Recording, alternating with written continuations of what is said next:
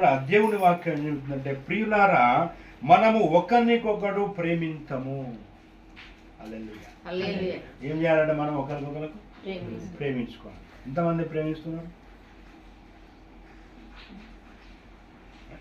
అనేది చేయబట్టింది. ప్రేమించాల. మనము దేవుని నమ్మినాం కదా, మన దేవుడు ఏంటిది? ప్రేమస్వరూపి. ప్రేమ ఉన్న కాడనే దేవుడు ఉంటాడు.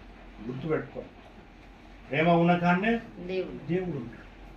భార్య భర్తను ప్రేమించాల, భర్త భార్యను కూడా ప్రేమించాలి.